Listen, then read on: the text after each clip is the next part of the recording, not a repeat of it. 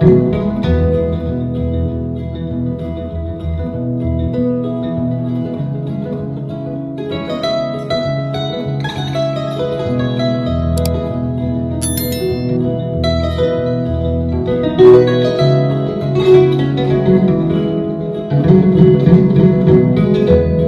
matin, nous sommes réunis pour écrire une nouvelle page de notre histoire.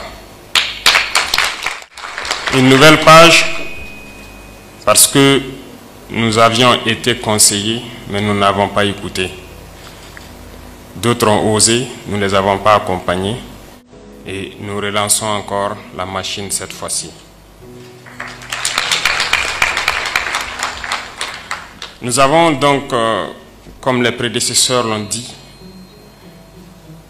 nous avons constaté que le modèle économique qui nous a été imposé depuis quelques décennies ne produit pas de fruits. Nous avons pensé qu'on ne peut pas nous imposer une manière de nous développer parce que ces manières ne cadrent pas du tout avec notre vision, avec notre communauté, notre société.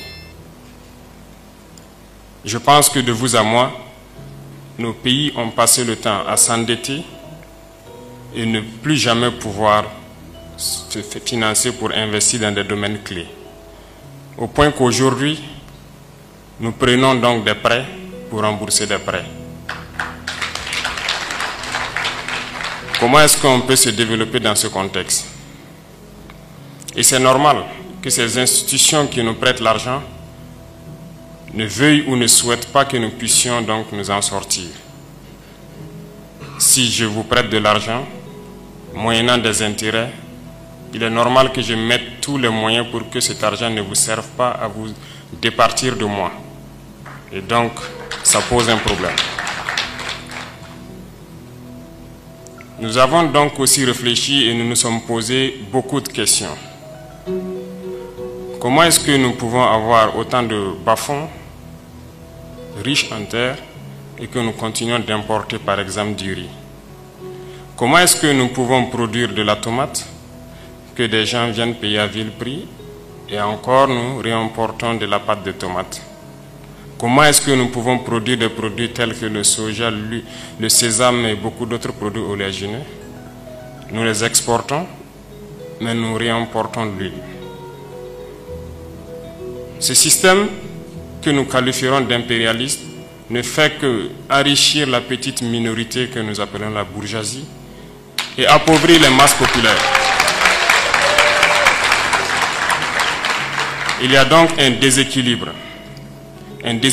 qui nous a conduit petit à petit vers ce que nous savons, le terrorisme aujourd'hui. Phénomène créé et inventé, mais qui a connu l'adhésion d'une bonne partie de Burkinabés parce que n'ayant pas le choix, le fait de la pauvreté, ils se sont engagés. Nous pensons que cette nouvelle page qui s'inscrit et qui est en train de s'écrire ce matin doit pouvoir remédier à beaucoup de problèmes que nous connaissons, que ce soit l'emploi des jeunes et même ce phénomène de terrorisme. Je disais tantôt que les dévanciers tels que le ministre de l'économie l'a cité, Joseph Kizerbo, que ce soit Cheikh Anta Diop ou Souleymane Soulama, ont tous prôné ce que nous appelons donc le développement endogène et inclusif.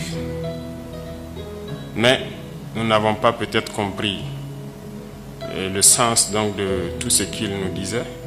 Et plus tard,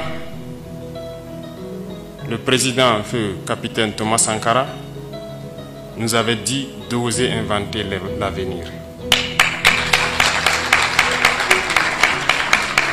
Nous n'avons peut-être pas compris le message en son temps. Il a encore ajouté, produisons ce dont nous avons besoin. Transformons cela et consommons ce que nous produisons. Nous pensons que nous avons cette capacité. Et comment y arriver? Nous n'allons pas y arriver avec un système qui nous est imposé.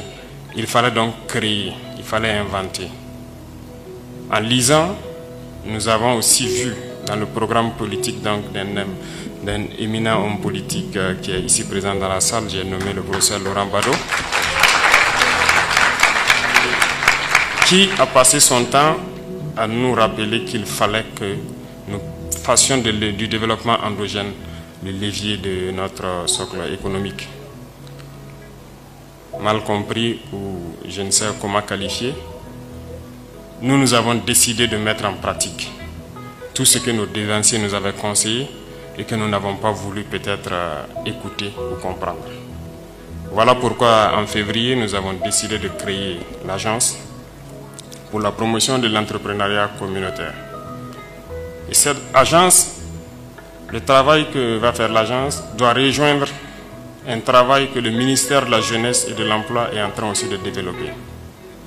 Si vous avez suivi ces derniers temps, nous avons lancé à FADA donc les bureaux qui doivent s'installer dans nos universités pour essayer de recanaliser nos étudiants vers l'emploi, la formation donc pour l'emploi. Ici, ce matin, nous sommes là donc pour lancer un appel à tous les Burkinabés, qu'ils soient sur le territoire ou de la diaspora, pour souscrire massivement à ce projet. Parce que l'avenir du Burkina, ne rêvons pas, ça ne viendra pas d'ailleurs. C'est nous qui devons l'inventer, c'est nous qui devons créer cet avenir, l'entretenir et nous approprier cela. J'invite donc tout le monde à souscrire massivement, à nous permettre de créer nos entreprises, à nous approprier nos entreprises. Et d'ailleurs, je pense que c'est à cela que nous allons mieux les entretenir. Et qui d'autre pourra travailler dans ces entreprises que nous-mêmes? Voilà pourquoi le ministère de la Jeunesse se bat aussi à orienter. Parce que la réforme qui va suivre, il s'agit de reformer le système. Quand j'écoutais tout de suite la capsule, je vous ai vu rire à l'intervention de l'étudiant. Ça veut dire beaucoup de choses. Il faut canaliser les gens vers donc l'emploi professionnel. Ces entreprises, ces usines, cette mécanisation de l'agriculture, il n'y a pas mieux que nous qui pouvons nous former à certains domaines bien précis pour entretenir tout ce qu'il y aura comme machinerie, pour produire tout ce que nous avons besoin et pour travailler donc dans ces entreprises. Donc voilà pourquoi ces deux doivent marcher ensemble. Le projet donc du ministère de la Jeunesse et l'APEC. L'APEC a fait appel donc à une société coopérative qui a fait ses preuves, qui a une bonne expérience donc dans le domaine et qui, avec qui plutôt nous avons échangé pour qu'il puisse accompagner et soutenir dans un élan patriotique pour que le Burkina Faso puisse passer donc à un nouveau modèle économique. Et par-dessus tout, je pense que cette initiative, comme je le disais, est un levier pour lutter contre le terrorisme. Parce que tant que les jeunes ne seront pas employés, tant qu'ils seront désœuvrés, ils seront donc soumis à toute tentation. Tentation donc d'aller vers la facilité, de chercher d'autres solutions. Et ça peut entraîner le grand banditisme et le terrorisme que nous connaissons. Il s'agit donc pour nous de pouvoir employer le maximum de jeunes dans la production, dans la transformation et maintenant dans la commercialisation. Parce que ce n'est pas à nous d'importer ce que nous consommons, mais c'est au Burkina de pouvoir exporter. Les domaines choisis sont assez illustratifs. Il s'agit donc de produire, de transformer certaines matières et aussi d'exploiter nos ressources par nous-mêmes. Parce que cette jeunesse est vaillante. Lorsque nous faisons un tour sur les sites artisanaux, on les voit plonger dans les profondeurs de la terre sans équipement de sécurité, sans souci, à la recherche de l'or. Nous pensons que nous pouvons mécaniser le domaine, donner un peu d'amélioration et pouvoir produire notre or nous-mêmes. Sur ce donc, nous ne serons pas longs. C'est quelques exemples, quelques explications pour montrer à tous ceux qui sont peut-être hésitants ou ceux qui n'ont pas compris que nous allons souscrire massivement. Nous allons prendre en compte notre destin parce que c'est là que cette phrase a tout son sens et nous allons évoluer vers un avenir radieux.